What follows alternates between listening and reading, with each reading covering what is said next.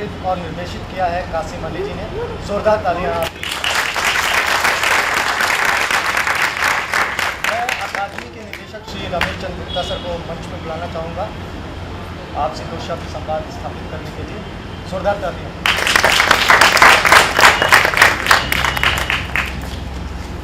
सर्वप्रथम आपका स्वागत है। मैं आपको ये बताना चाहूँगा नाट्य अकादमी में अभी तक कुछ वर्षों पहले तक ये नहीं था कि छात्रों को अब स्वतंत्र प्रस्तुति करने का अवसर दिया जाए, लेकिन जब से मैं आया हूँ मेरी कोशिश है कि जो हमारे छात्र क्लासरूम प्रोडक्शन करते हैं, अगर उनका प्रोडक्शन इस लायक है कि उसको हम पब्लिक शो बना सकते हैं, जैसे ये कर रहे हैं। और ये पब्लिक शो मैंने इसको एक बार यहाँ देखा किरण जी हमारे बीच में, और मुझे अच्छा लगा तो मैंने इसको पब्लिक शो में आज तब्दील किया है। इसके साथ ही मैं विश्व रंगमंच हिंदी रंगमंच दिवस है आज, जिसके उपलक्ष्य में ये नाटक मैंने रखा है। लेकिन बड़े अफसोस की बात है कि हमारे अध्यक्ष, हमारे बड़े भाई की तरह डॉक्टर सचिन तिवारी थे, हमारे यहाँ वेस्टर्न ड्रामा पढ़ाते थे बच्चों को आके इलाहाबाद से। कल शाम उनका निधन हो गया है और ये बहुत ही दुख की बात है। इसलिए हम चाहेंगे कि आप लोग 2 मिनट के लिए शो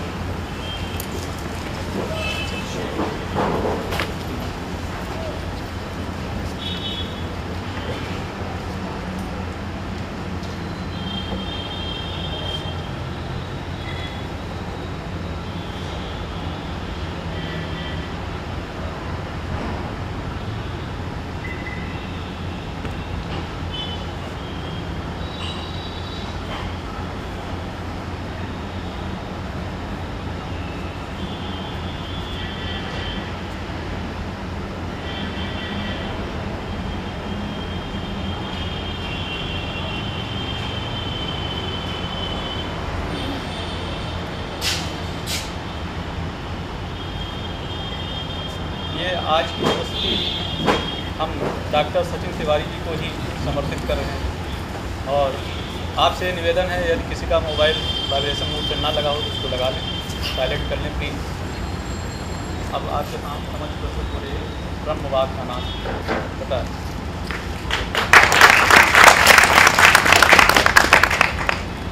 आज का जो अवसर है हिंदी रंगमंच दिवस का, ये आज खास क्यों है, इसके बारे में मैं आपको इन्फॉर्मेशन देना चाहता हूँ कि आज के ही दिन 3 अप्रैल 1868 को जानकी मंगल पंडित शीतला प्रसाद त्रिपाठी जी का लिखा नाटक मंचित हुआ था पहली बार।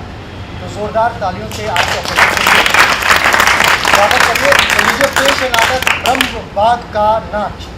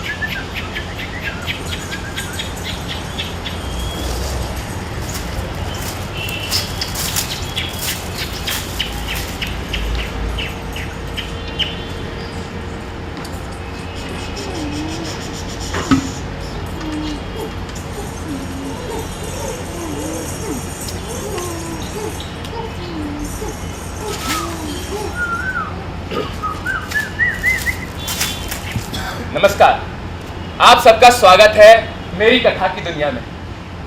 आज मैं आपको जो कथा सुनाने जा रहा हूं वो कथा है नरसिम्हा और उसके बेटे की। लेकिन कथा सुनाने से पहले मैं आपको कथा के बारे में कुछ बताना चाहता हूं। यूं तो मेरी कथा अनोखी है, कहने का ढंग भी निराला है, फिर भी मेरी कथा सफल नहीं हो रही थी। मैंने बहुत सोचा और पाया कि जब तक कथा यज्ञ में कथाकार की आहुति ना हो तब तक कथा यज्ञ सफल नहीं होता। जब ये बात मेरी समझ में आई तो सबसे पहले मैंने अपनी कथा में खुद को डालना शुरू किया। लोगों को मेरी कथा पसंद आने लगी। अब लोग केवल मेरी कथा सुनने नहीं बल्कि मुझे देखने भी आते हैं। मेरे बाबा कहा करते थे कि कथा की पहली पंक्ति आसमान की चील होती है। जो कथा सुनने आए दर्शक को अपने झपट्टे में लेकर उड़ जाती है।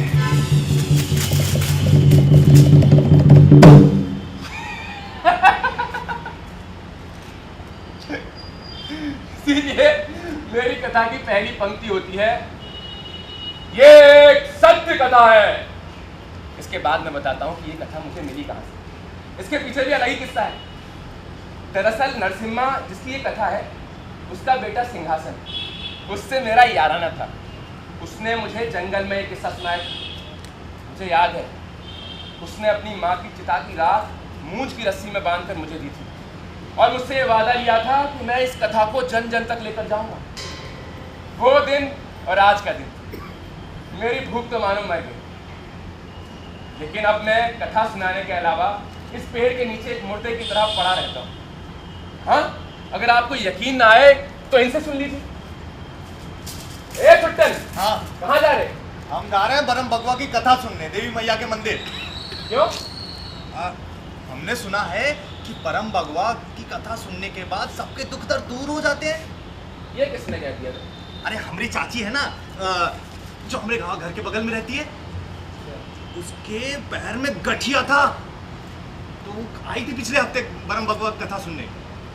और जब वो बरम भगवा की कथा सुनने के बाद घर पहुंची तो उसका सारा दुख दर्द दूर हो गया। तुम तो निरे गंवार के गंवार हो। अरे एक बात बताओ, कथा सुनने से कभी किसी का भला हुआ है? अगर ऐसा होता तो लोग डॉक्टर के पास क्यों जाते? आस्था भी कोई चीज होती है। देवी मैया के सामने दिन भर पड़ा रहता है, देवी मैया ने आशीर्वाद कर दिया होगा। तो वो तो कुत्ता भी पड़ा रहता है सामने, भैरव बाबा ने उसे भी आशीर्वाद दे दिया होगा। उसकी भी पूजा कर लो। पता नहीं क्या क्या बातें करने लगे हो आजकल, तुम पूरे नास्तिक हो गए हो। मुझे ऐसे लोगों को कथा सुनानी होती है जिनके पानी में भी कहानी है। अब किसी शहर वाले ने किसी गांव वाले से ऐसे ही पूछ लिया, ए भाई साहब, हाँ, ये कौन सा गांव है? पचपड़वा गांव, 5 जाति और पांडे जास्ती। सब ये मंदिर किधर पड़ेगा? ना लगते हो गुरु। अच्छा ये बताओ, मलिच किधर से आते हैं? अरे मेहतर लोग किधर से आते हैं? पश्चिम से ना। तो मंदिर पश्चिम में तो ना होगा, एकदम है पूर्वा घोका। पचपेड़वा गांव। पचपेड़वा गांव के पश्चिम आबादी के उस पार गेहूं और सरसों के हरे पीले खेत हैं और उसके भी पार ये पीपल का पेड़। मैं इस पेड़ के नीचे बस पड़ा रहता हूँ।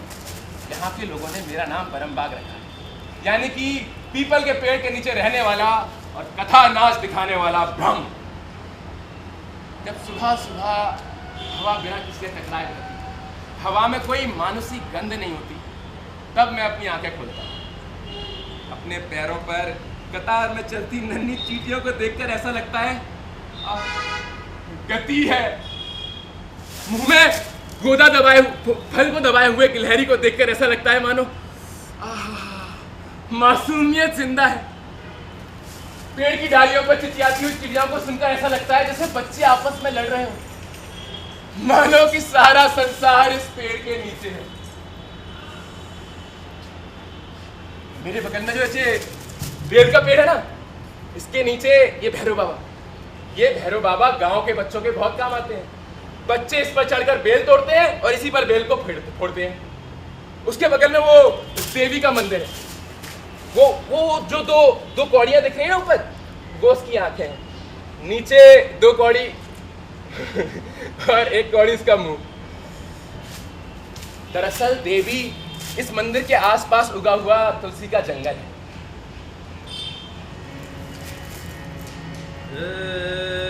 दुर्गे महारानी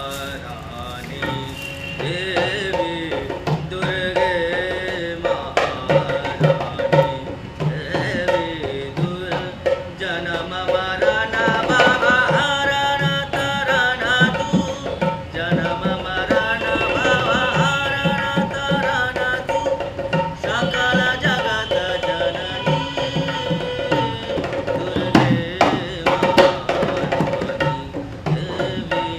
दुर्गे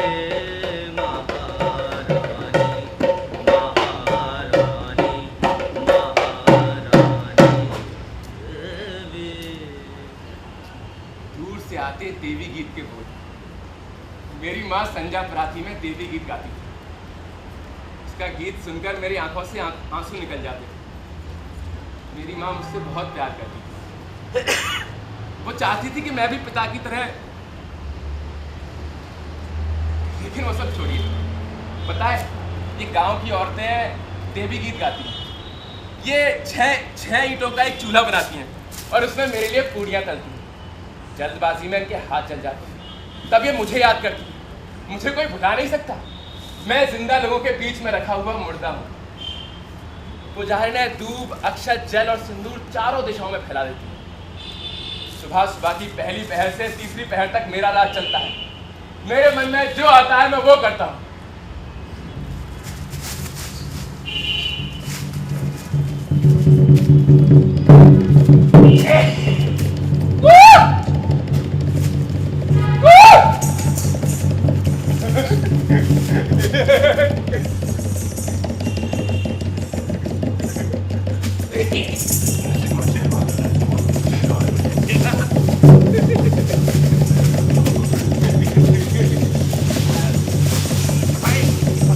सफाई करो।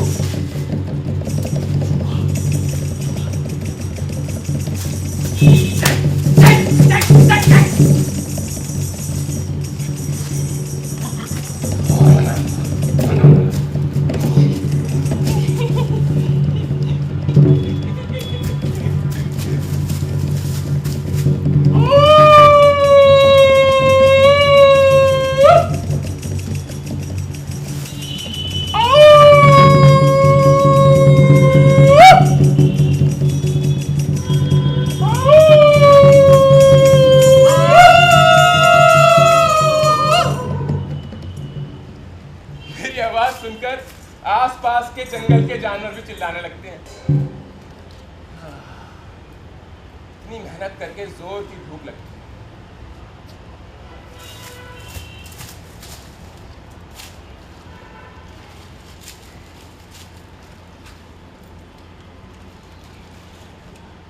गांव की पुजारी ने मेरे लिए एक दोने में पूड़ियाँ, गुड़ और चना लेकर आती हैं। इसमें थोड़ा बहुत मैं खा लेता हूँ और बाकी फेंक देता हूँ।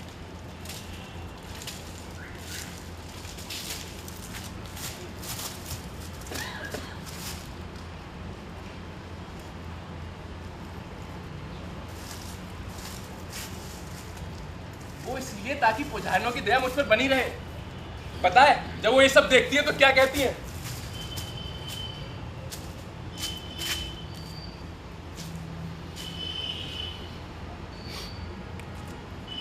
कुकुर चिड़ैया नोच चोट कर खाए गए। बेचारे परम भगवा की सांस है तो हवा बतास से चल रही है। मुझे आज तक किसी ने हिलते डुलते नहीं देखा, इसलिए जब मैं नाचता हूं ना तो लोगों की सांसें रुक जाती हैं। जब मैं गाता हूं तो लोग अपना होश खो बैठते हैं। आज की रात नवमी की रात है। उस जनानी आवाज ने कहा था। आज दिन में पूजा करती हुई पुजारियों ने देखा कि मेरे सिर पर माटा का झोंक गिरा हुआ है। माटा यानी कि लाल लाल चींटियां। माटा मेरे पूरे शरीर पर रेंग रहे थे, मुझे काट रहे थे। मेरा मन कर रहा था कि मैं एक एक को उखाड़ के फेंक दूं, लेकिन बगल में पुजारी गीत गा रही थी। उनके गीत हकलाने लगे, वो धीरे धीरे करके जाने लगी कि तभी एक हरे बांस की स्त्री मेरे करीब आई। उसने पीपल के पत्ते से मेरे शरीर पर चिपके माटाओं को झटका, डंडी से मेरे बालों में फंसे माटाओं को हटाया, लेकिन उसने मुझे छुआ नहीं था, पर उसकी सांस से मुझे छुई। पता है, जब उसकी सांसें चलती तो ऐसा लगता जैसे तुलसी के जंगल में हवा बहने लगी। मेरी सांसें चलती तो ऐसा लगता जैसे चूल्हे की राख में आग भड़क उठी। फिर वो चली गई। स्त्री के बिना जीवन जैसे सूखा गन्ना, न खाने के काम आए और न ही जलाने के।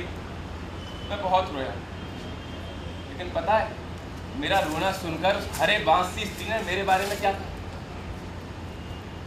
ये सखी, ये आज दिन में सियार काहे हुआ हुआ कर रहा है? मेरे मन में आया, लेकिन मैंने कहा छोड़ो, मुझे अपनी कथा की तैयारी करनी। ये जो पीछे राजा का टीला है ना, उसकी ईंटें लाल रंग से गैरू रंग हो गई हैं। मैंने एक बर्तन में वो गैरू रंग इकट्ठा किया है। वहां से तालाब से मैंने रेह और खड़िया लेकर आया हूँ, उससे मेरे पास सफेद रंग तैयार हो गया। और देवी मैया के दीपक में से कालिक लेकर मैंने अपने लिए काला रंग तैयार किया है। इस तरह मेरे पास तीनों रंग हैं। मैं इसे अपने शरीर पर धारियों में लगाता हूँ, ऐसे। मैंने अपने लिए मूंछ की रस्सी से एक पूंछ भी बनाई है। यहाँ के लोग बहुत अच्छे हैं, उन्होंने पूरे स्थान को गोबर से लीप दिया है। अब तक तो यहाँ पर हजारों की भीड़ इकट्ठा हो जाती है। पता है सब लोग कौन है? ये वो लोग हैं जो असाध्य बीमारियों की शंका में घुटे जा रहे हैं, जिनके पास मन चाहे डॉक्टर के शुल्क के पैसे और महामृत्युंजय का जाप कराने के पैसे नहीं होते, वो मेरे पास आते हैं। वहम का इलाज दूसरा वहम होता है। क्या सच में मेरी कथा मृत्यु का भय टाल देती है, लोगों की बीमारियां सही कर देती है? मुझसे बेहतर इस बात को कौन जानता है कि मृत्यु के टल जाने पर विश्वास करना इस दुनिया का सबसे मूर्खतापूर्ण अंधविश्वास है। बरमबाग की जय, बरमबाग की जय। भीड़ जब नारा लगाती है, मैं चौपाल पर खड़ा हो जाता हूँ। मेरे शरीर पर गेरू, सफेद, पीला और रात से भी काला काला रंग है। मैंने जानबूझकर ये प्रश्न भी चुनी। यहाँ मेरी कथा और भी तिलिस्मी लगने लगती है। बरमबाग से सुन लो गाथा, मृत्यु भागे 100 बार। बरमबाग की हो जयकार, जय जयकार, बेड़ा पार। बरमबाग की जय, बरमबाग की जय। जब भीड़ बरमबाग की जय का नारा लगाती है, तब मैं नरसिम्हा और उसके बेटे की कथा शुरू करता हूँ।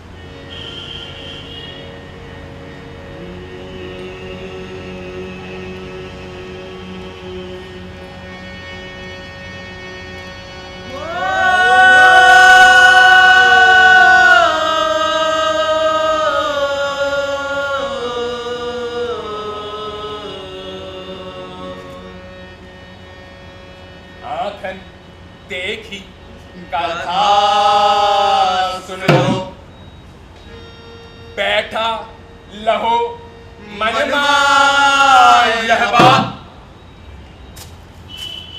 एक नगरिया एक बनमानी, एक को जून अठे भार। हमारे गांव में जो कथा है ना, उसके बीच में गीत गाने का चलन बहुत पुराना है। इसीलिए मैंने भी अपनी कथा में एक दो गीत रखा है। जैसे सनीमा में नहीं होता कि गीत तो पूरा गायक ने गाया हो, लेकिन बीच बीच में नायक ने भी 2-4 संवाद बोल दिए। इसी तरह मेरी कथा में भी 2-4 गीत हैं। तब आप आते हैं अपनी कथा पर। ये कथा है बिरजापुर। बिरजापुर में क्वार और चैत मास की नवमी को एक बहुत बड़ा मेला लगता है। उस मेले में शेर बहादुर का परिवार पीढ़ियों से बाघ का बाना धारण करके बागा नाच दिखाता आ रहा था। उनका ये बागा नाच मेले का मुख्य आकर्षण था। लोग दूर दूर से वो देखने आते थे। श्रद्धालु लोग मैया की सवारी समझकर और रसिक लोग कला समझकर खूब पैसा लुटाते थे। लेकिन कुछ दिनों बाद यहाँ पर आरा और छपरा जिले की बाइयों और बम्बई की नचनियों ने डेरा जमा दिया। अब लोगों ने बागा नाच से मुंह मोड़ लिया। मेले के लोगों ने शेर बहादुर को परिवार को दूर पठारी टीले पर जगा दी।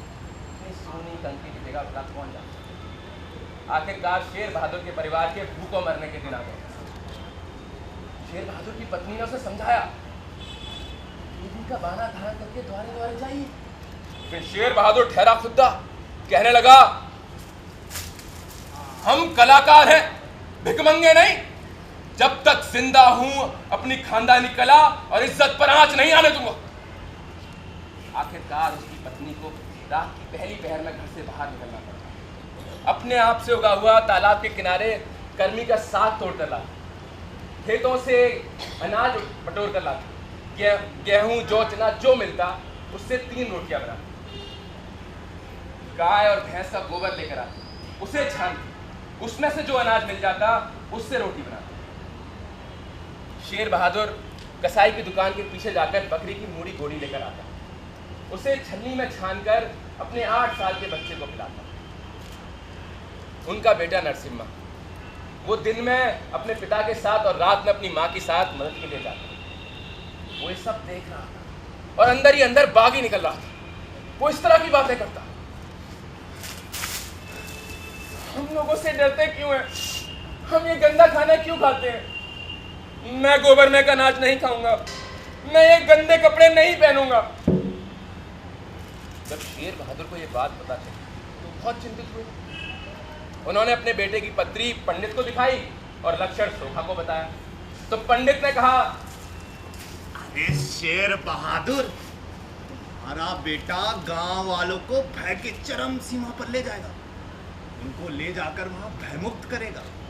राजा खुद उससे मिलने आएंगे, लेकिन राजा का हाथी दूर ही खड़ा रहेगा। इसके कारण मेला होगा, लेकिन ये अकेला होगा। सोखा ने कहा, शेर बहादुर, जब तुम्हारे बेटे का प्रताप जागेगा तो सूरज की रोशनी नहीं होगी, चांद की रोशनी नहीं होगी, चांदनी रोशनी होगी, रोशनी चांदनी होगी, आदमी नहीं होगा, जानवर आदमी होगा, देह नहीं होगी, रूह होगी। तब इसका प्रताप जागेगा। जब नरसिम्हा होगा तो सिर्फ नरसिम्हा होगा। शेर बहादुर को लगा, पंडित और सोखा लंतरानी हाँक रहे हैं।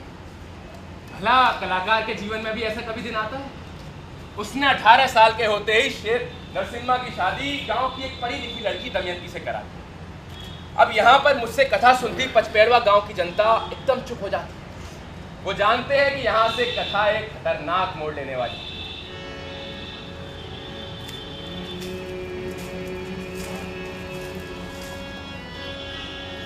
बरस 18,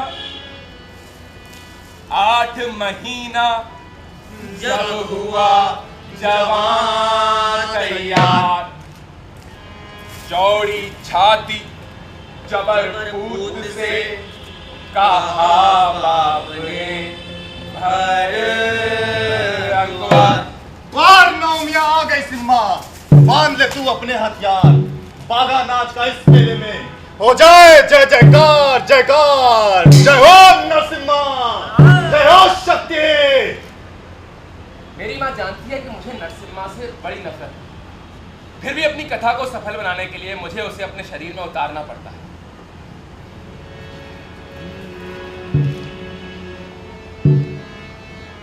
मूड़ी गोड़ी पीने वाला भोला सीना तानू,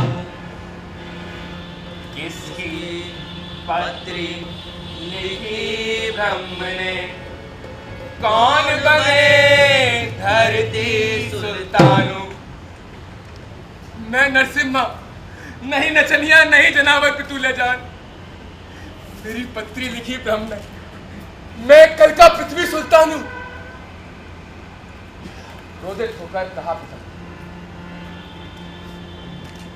सुन ले तू नरसिम्हा साच, शक्ति बाघ के कर्तव्य को तू मूर्ख कहे जनावर नाच। शेर बहादुर ने बाघ की पूंछ बनाने के लिए मूंछ की रस्सी बटी थी। उसे फटकारते हुए बोला,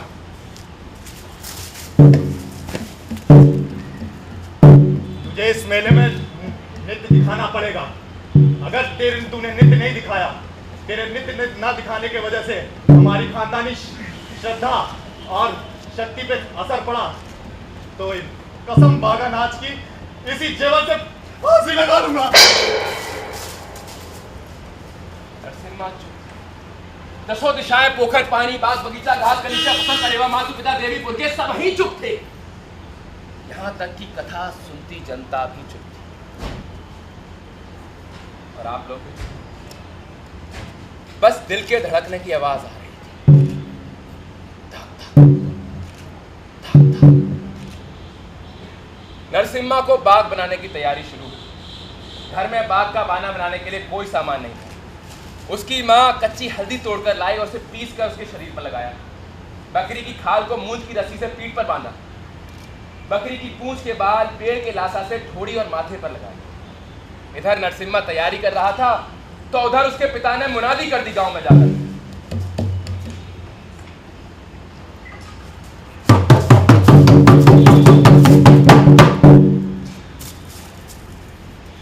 दूर से आए मेला देखा नरवो, आज बिरजापुर में मेरा बेटा नरसिम्हा बाघा नाच दिखाएगा। मैंने इसे बकरी की गोली मोली पिला करके बड़ा किया है। यह असली बाघ है, असली बाघ। लोगों को लगा ये तो नई तरह का नृत्य है। 9 साल बाद ये नृत्य दोबारा हो रहा था। लोगों की भीड़ पठारी टीले की तरफ बढ़ चली। उधर पठारी टीले पर खड़ा नरसिम्हा सोच रहा था, मेरी पत्री में राजा बनना लिखा है, लेकिन तब भी मैं राजा नहीं बन सकता। मुझे बाघा नाच दिखाने से नफरत है, बाघ का वेश धारण करने से नफरत है। फिर भी मुझे सारी जिंदगी यही करना पड़ेगा, क्योंकि मैं गरीब हूं, तिरस्कृत हूं, छोटी जात से हूं। मेरे पिता कहते हैं कि मैं इंसान नहीं, जानवर हूं, जानवर, बाघ हूं, बाघ, महिषासुर का वध करने वाला बाघ। ठीक है, अगर मैं बाघ हूं तो मैं आज अपने और अपने परिवार के साथ हुए अन्याय का बदला लूंगा। इंसानों का राजा नहीं तो जंगल का राजा सही। मैं बाघ हूं तो ये सारे मानुस मेरे आहार, बकरियों की मूड़ गोड़ी खाल। आज मैं इन्हें मृत्यु नृत्य दिखाऊंगा।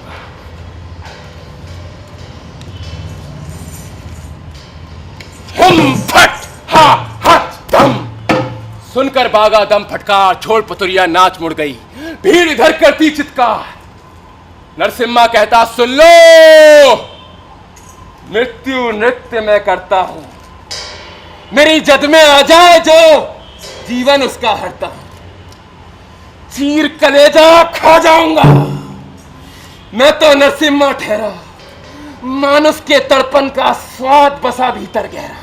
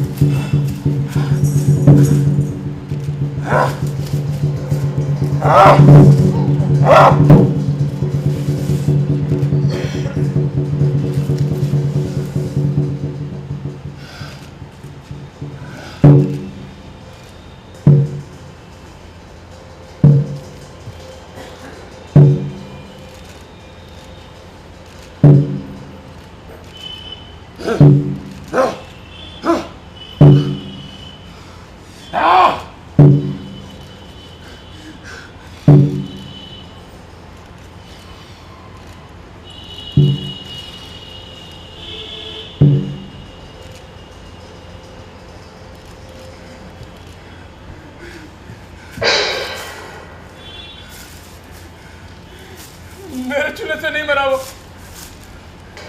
मैंने उसे नहीं मारा, वो मेरे छूने से नहीं मरा, भीड़ ने उसे कुचला है, वो मेरे छूने से नहीं मरा है, मेरे छूने से नहीं मरा है।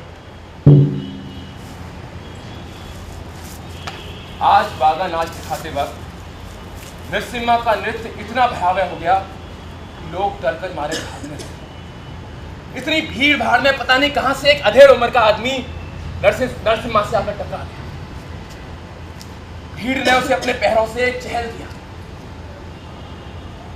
नरसिम्हा ने उसे बचाने की कोशिश की, उसके मुंह में मुंह डालकर सांस भी दी, लेकिन वो उसे बचा नहीं सका। और उधर ये सब देखते हुए लोगों को लगा कि नरसिम्हा उसकी सांसें सोख रहा है। रात तक पूरे गांव में एक खबर फैल गई, नरसिम्हा में यम उतरे, जिसको छूले तुरंत मरे, जो बच जाए सो मृत्यु टले। उधर घर में नरसिम्हा अकेला पड़ा पड़ा बड़बड़ा रहा था। मेरे छूने से नहीं मरा, मेरे छूने से नहीं मरा, उसे भीड़ ने मारा है। इससे क्या फर्क? अब पछताने से कोई लाभ नहीं। लोगों को इस अंधविश्वास में अपनी रक्षा नजर आ रही है। अब जो वो चाहते हैं तुम्हें वैसे ही करना पड़ेगा, लेकिन एक दिन उन्हें सच पता चल जाएगा, तब क्या करोगे तुम? ऐसा कभी नहीं होगा। लोगों की मानसिक ताकत, उनका भय, उनके साथ जीवन और मृत्यु का खेल खेलेंगे। उसके लिए मैदान औजार खुद उनका दिल, दिमाग, मन और शरीर होगा। वो तुम्हें भी यकीन दिला देंगे जैसा वो चाहते हैं। शेर बहादुर ने रात भर नरसिम्हा की पहरेदारी की। उसे डर था कि कहीं वो सब कुछ छोड़ छाड़ कर भाग ना जाए। अगले दिन जब नरसिम्हा को पठारी टीले पर ले जाया गया तो इतनी सारी भीड़ को अपने आप से डरता देख उसका सारा डर चला गया।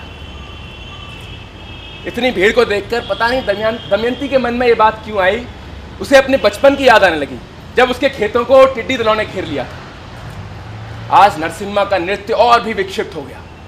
लोग उसके ऊपर सिक्के फेंक रहे थे, सिक्का लगता तो उठक जाता। इतने में लोगों को भागने का मौका मिल जाता। नरसिम्हा के माथे से खून बह रहा था, लेकिन एक नरसिम्हा के डर ने लोगों को तरह तरह के डर से मुक्त कर दिया। जो भय आठों याम उनका पीछा किया करता था, आज लोग उसका सामना कर रहे थे। क्योंकि मृत्यु का डर ऐसा मनोवेग है जो आपके अंदर की समस्त चिंताओं को भगाने में समर्थ होता है। उधर बढ़ती भीड़ के कारण मेले के व्यापारी माला माल हो रहे थे। नरसिम्हा के बाप, सारा परिवार खूब पैसा बना रहा था। नरसिम्हा के लिए अलग से मंदिरनुमा महल बनवाया गया, जहां पर नरसिम्हा पूरे दिन अकेला भटकता रहता था। इसके बाद नरसिम्हा का एक बेटा हुआ, सिंहासन। शेर बहादुर सिंहासन को चौखट पर रख के आया, लेकिन नरसिम्हा ने उसे छुआ नहीं, डर के कहा। नरसिम्हा आप किसी को नहीं छूता, न अपनी पत्नी को, न अपने माता को, न अपने पिता को। बस डर में जीता। जब दमयंती उसके लिए खाना लेकर आती तो वो बस रोता रहता।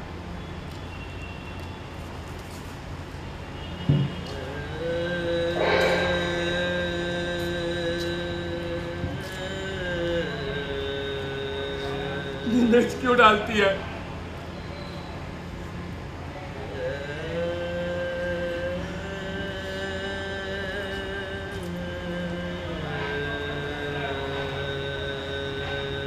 ले जा, मेरे नजदीक मत आ,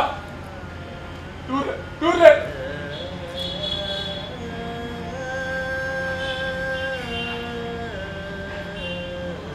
और सुन, फिर इतनी मिर्च डालना।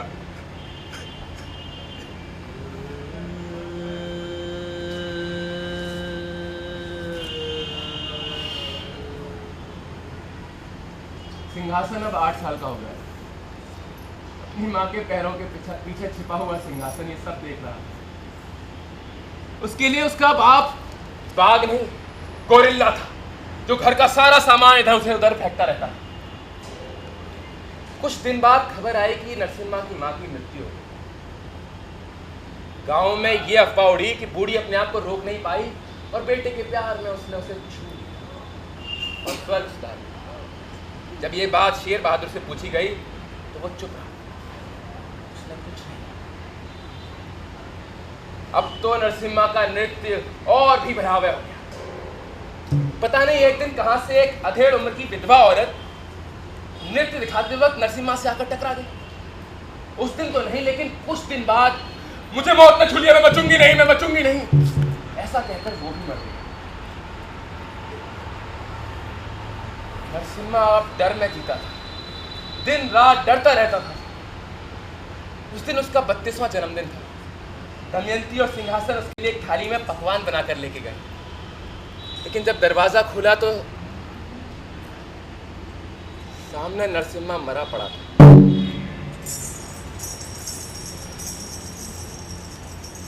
शेर बहादुर ने गांव में जाकर कहा,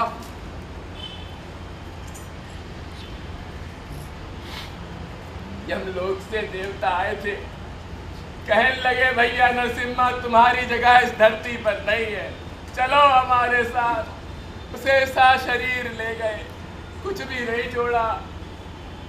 असलियत में शेर बहादुर ने एक गड्ढा खोदा, उसमें नरसिम्हा की लाश को ठेल कर डाल दिया, एक बोरा नमक भी ऊपर से डाला। वो अपने बेटे को छूने से भी डरा। जब ये बात गांव वालों को पता चली कि नरसिम्हा अब इस दुनिया में नहीं रहा, तो वो लोग रोने लगे, चिल्लाने लगे कि अब हमें कौन बचाएगा, हमारे बुरे दिन शुरू हो गए, अब हमें कौन बचाएगा। गांव वालों के तो बुरे दिन नहीं शुरू हुए, लेकिन शेर बहादुर के परिवार के बुरे दिन जरूर शुरू हो गए, क्योंकि जब तक नरसिम्हा था तो लोग डर के मारे पैसा लुटाते थे, लेकिन नरसिम्हा के जाने के बाद कोई ध्वनि देने को तैयार नहीं। घर का बचा कुचा धन भी कितने दिन चलता, कोई सामान भी नहीं बिक सका क्योंकि कोई खरीदार नहीं तय होता था। आखिरकार शेर बहादुर के परिवार के फिर से बुरे दिन आते हैं। कोई भलमानुस अपनी स्वेच्छा से थाली चौखट पर रखे जाता खाने की, तो शेर बहादुर गुस्सा होता, नरसिम्हा का बाप हूं, कोई भिखमंगा नहीं, ले जाओ उसे। उधर बेटे की चिंता में दमयंती खुली जा रही, उसका खून लाल से पीला हो गया। जब सिंहासन उसे अस्पताल लेकर गया तो डॉक्टर ने कहा कि इसके इलाज में तो थैली भर रुपया लगेगा। अस्पताल के बाहर बैठी दमयंती अपने बेटे को समझा रही थी, देख अब मेरे ज्यादा दिन नहीं बचेंगे मेरे लाल, मुझे तब तक चिंता लगी रहेगी जब तक मैं तेरी जिंदगी को ठिकाने से लगे ना देखूं। मुझे जल्दी है, तू पुरखों का नाच दिखाना शुरू कर। माँ, मैंने तय किया है कि मैं लोगों को बेवकूफ बनाकर पैसा नहीं ऐंठूंगा। सिंहासन, तुम अगर ये नहीं करोगे तो क्या करोगे? ना विद्या है, ना कौशल है, और फिर खानदानी कला सीखनी नहीं पड़ती, खून में होती है। माँ, मैंने सोचा है कि मैं बागा नाच को कला की तरह दिखाऊंगा। सिंहासन, कला तभी सफल होती है जब वो शिथिल मन को उत्तेजित करे और उत्तेजित मन को शिथिल। और यहाँ के लोगों को तो उत्तेजना की जरूरत है। तुम्हारी कला का भी वही हाल होगा जो तुम्हारे दादा शेर बहादुर का हुआ था। लोग दूर दूर से तुम्हारी कला नहीं, नरसिम्हा के बेटे को देखने आएंगे। माँ, तुम मुझे डरा रही हो। मैं डर रही हूँ माँ, तुम जानती हो कि मैं अपने पिता से नफरत करता हूँ। तुम्हारे पिता नरसिम्हा, वो अपने अंतिम दिनों में खुद से भी डरने लगे थे। ऐसे आदमी से तुम नफरत कैसे कर सकते? लेकिन माँ, वो लोगों को छूकर मौत देते थे। जो भी मरा उसे भीड़ ने मारा या फिर उसके अपने भाई ने। माँ, मेरी उनके लिए नफरत नहीं जाती, लेकिन तुम देखना, मेरी कथा, मेरी नाच सबको भा जाए। दमयंती लुकुटी के सहारे पीपल के पेड़ तक गई। उसने पीपल के पत्तों पर एक एक बताशा रखा और उस पर एक संदेश लिखा। सिंहासन के माथे पर उसके पिता का हाथ, चैत्र शुक्ल की नवमी को होगा बागा नाच। जब ये खबर शेर बहादुर को पता चली तो वो मारे खुशी को छल पड़ा। एक दिनों बाद फिर से वो सारे गांव में जाकर कहा, नरसिम्हा मेरे सपने में आया था, कहने लगा कि मैं लौट कर आऊंगा, हाँ, अपने बेटे के अंदर, सिंहासन के अंदर। तुम सब लोग आओ, आओ पठारी टीले पर और अपने बेटे में नरसिम्हा की वापसी को देखो। नरसिम्हा की ताकत, सिंहासन का जोर, अब तो आंखें फटी रह जाएंगी। अबे दिल ना बैठ जाए। जो भी हो, लोहे को लोहा काटेगा। अगर मौत को टालना है तो इस भय का सामना तो करना पड़ेगा। लोगों की भीड़ पठारी टीले की तरफ बढ़ चली। किसी के भी पैर में चप्पल नहीं थी, सबने धोती लुंगी ऊपर कर रखी थी कि कहीं भागने में दिक्कत ना आए। सबको मौत को जो टालना था। उधर पठारी टीले पर खड़ा सिंहासन सोच रहा था, इतनी सारी भीड़, उसका डर के मारे पसीना निकल रहा था। उसने हाथ ऊपर करके देवताओं को याद किया। लोगों को लगा अपने पिता को अपने अंदर बुला रहा है। पसीना पसीना हुआ सिंहासन। वो इतना डर रहा था कि उसके पूरे शरीर पर पसीना पसीना लथपथ हो गया। लोगों को लगा, अरे वाह, नरसिम्हा इसमें उतर रहा है।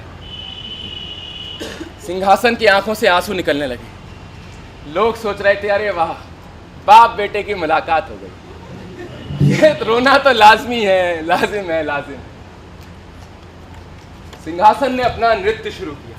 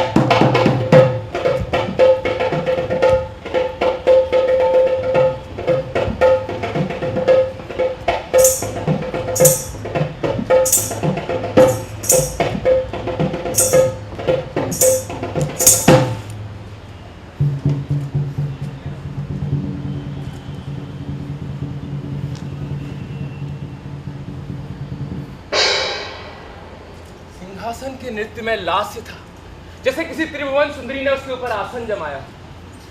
उल्लास था, जैसे किसी कुंवारी कन्या के संकेतों पर थिरक रहा। उसका नृत्य जीवन था, जैसे पापांत के बाद का संसार। मध्यम था, महुआ था, मंथर था। काफी देर तक तो लोग मंत्रमुग्ध होकर देखते रहे, लेकिन उसके बाद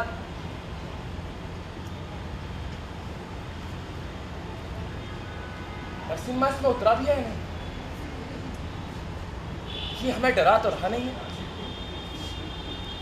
इसे छूकर देखते। एक आदमी आगे बढ़ा, उसने सिंहासन को चिकोटी काटा।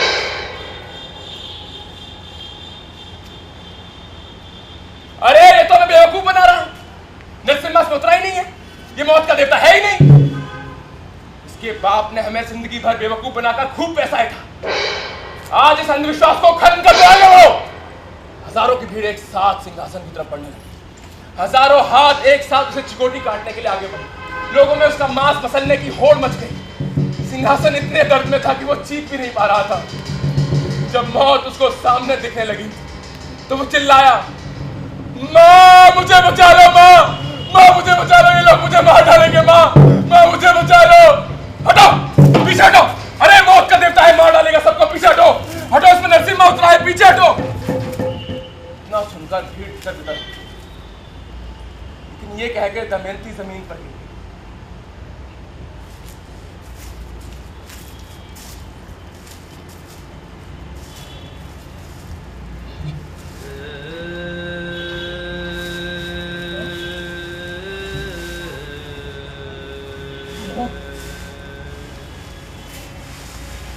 माँ,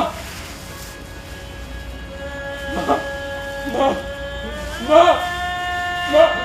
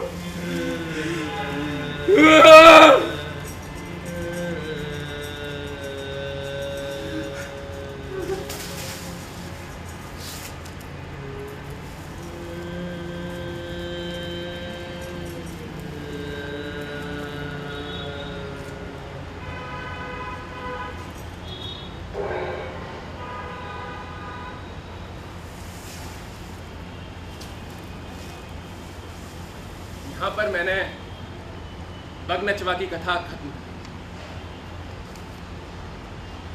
लोगों की भीड़ जब कथा सुनकर वापस जाती है तो तरह तरह की बातें करती है, और तन में ही गुण होते हैं, जो भी हो इंतजाम कर लेती है। मरत मरत अपने बेटे का इंतजाम कर, महतारी तो महतारी होते हैं। कुछ लोग पूछते कि सिंहासन का क्या हुआ। हर बार ये कथा सुनाने के बाद मेरा मन मेरे लिए इससे आगे की कथा दोहराता है। उस दिन अपनी मां की लाश को मैं जंगल में लेकर गया।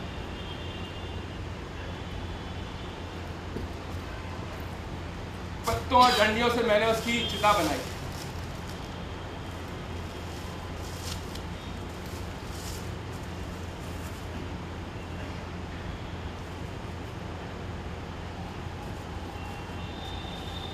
जब उसकी चिता की राख ठंडी होने लगी, अब मुझे इस बात का एहसास हुआ कि मुझे गले से लगाकर प्यार करने वाला एक आखिरी इंसान इस दुनिया से जा चुका है।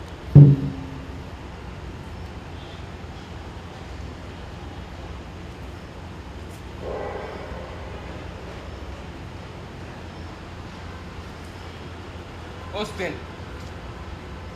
अपनी खानदानी कला, बिरजापुर गांव और इस सारे अंधविश्वास से मैंने हमेशा हमेशा के लिए अपना नाता तोड़ दिया।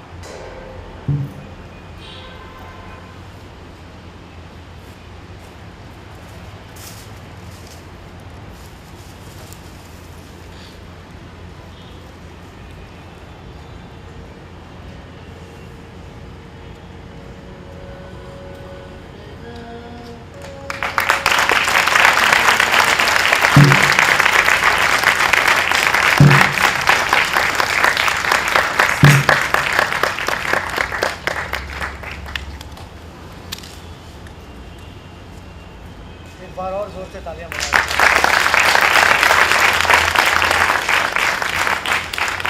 ये थी प्रस्तुति ब्रह्म बाग का नाच। मैं इसकी लेखिका को मंच पर आमंत्रित करना चाहता हूँ, किरण सिंह जी। जोरदार तालियां।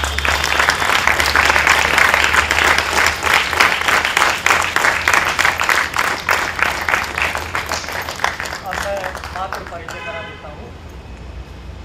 आइए सर, आप अपने बारे में बता दीजिए। आपके मेरा नाम सचिन शर्मा है।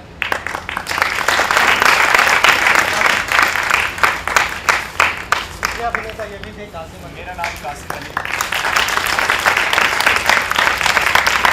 और मैं इस नाटक के नाट्य रूपांतरण करने में जिन्होंने महत्वपूर्ण भूमिका निभाई और जिन्होंने इसको निर्देशित किया है, उसका नाम मैं आपको बताऊंगा। वो है प्रथम वर्ष के छात्र कासिम अली। इसके साथ साथ मैं आपको बताऊंगा म्यूजिक पे हैं प्रवींद्र कुमार, आदरणीय पवन कुमार, लाइट में है रमीज अहमद और प्रभात सुंदर, और ये जो मेकअप किया है अमित मौर्य जी, जहाँ कहीं भी हो आ जाए।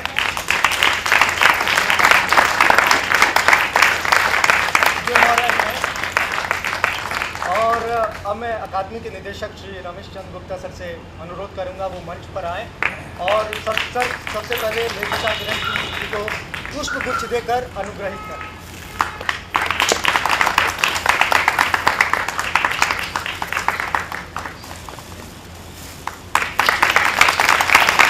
अब मैं चाहूँगा अकादमी के निदेशक डायरेक्टर कासिम अली को पुष्प गुच्छ देकर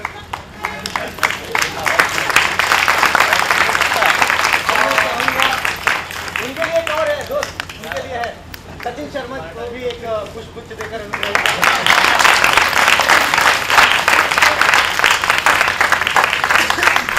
अब मैं अकादमी के निदेशक से कहूँगा कि दो शब्द ज़रूर कुछ इस प्रस्तुति के बारे में, अपने इस प्रयास के बारे में हमें बताएं। प्ले के डायरेक्टर को हम बुके देकर सम्मानित कर सकते हैं। इसी क्रम में मैंने जो है कासिम, क्योंकि हमारे स्टूडेंट हैं और आगे ये तरक्की करें, इसके लिए उनका उत्साहवर्धन करने के लिए इनकी बराबरी मैंने वैसे ही की। और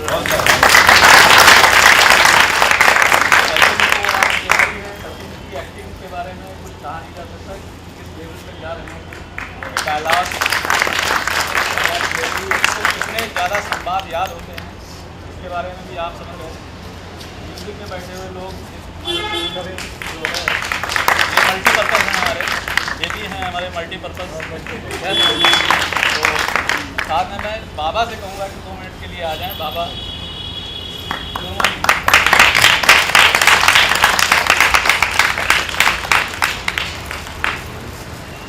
दो शब्द आप बच्चों के लिए कहें, फिर किरण जी से अनुरोध करेंगे कि किरण जी कुछ नाटक के बारे में।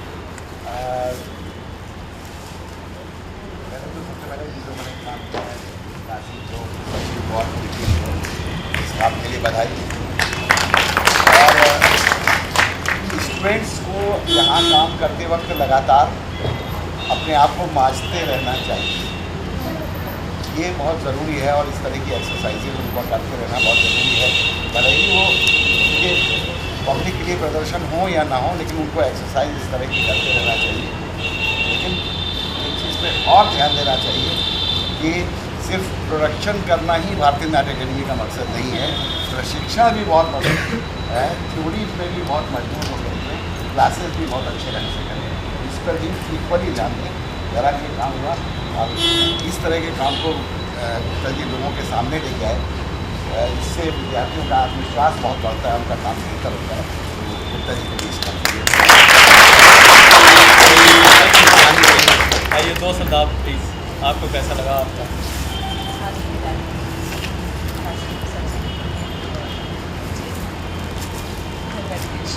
राजेश जी, अशोक जी, लक्ष्मीकांत जी, उषा, नालिश, जोर से बोले जो लीला जी, बस और प्यारे बच्चों, ये नाटक जैसा कि 1 दिन पहले भी हम लोग आए थे देखने के लिए, उस दिन भी मैंने ये बात कही थी, ये नाटक कहानी से अच्छा है। बहुत ही मेहनत से बच्चों ने, एनर्जी लेवल इनकी इतनी हाई थी, और निश्चित रूप से जिस तरीके से गुप्ता जी ने बच्चों को स्वतंत्र छोड़ा है काम करने के लिए, उनकी रचनात्मकता को उड़ान भरने के लिए, इसके पीछे वो स्वतंत्रता मुख्य भूमिका निभा रही है। इनकी अपनी भूमिकाओं से जो सबकॉन्शियस लेवल पर या जो बैकग्राउंड में काम कर रही है, वो स्वतंत्रता इनको दिया जाना है। बहुत अच्छा डायरेक्शन कासिम का था, सचिन बाबू ने बहुत ही अच्छा था, और बहुत ही अच्छा लगा। ऐसा लगा जैसे लिखना सार्थक हो रहा है, ये अनुभूति मन में हो रही थी। बीच बीच में बहुत भाव विह्वलता भी आ रही थी, इमोशंस भी बहुत आ रहे थे। कुल मिलाकर मुझको बहुत अच्छा लगा। नाटक के जो विभिन्न तत्व होते हैं, उसके कौन से अंग और उपांग होते हैं, ये तो सूर्य मोहन जी, गुप्ता सर, राजेश जी, ये लोग बेहतर बता पाएंगे। मेरे लिए एक दर्शक की तरह एक बहुत अच्छी अनुभूति थी और सफल था।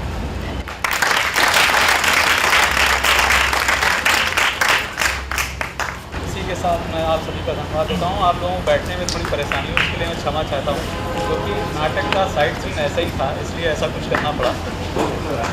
धन्यवाद, बहुत बहुत शुक्रिया। चलिए सर, दर्शकों शुभ रात्रि। मारुति 800 जिसकी है अटाले रास्ते में बाधा बन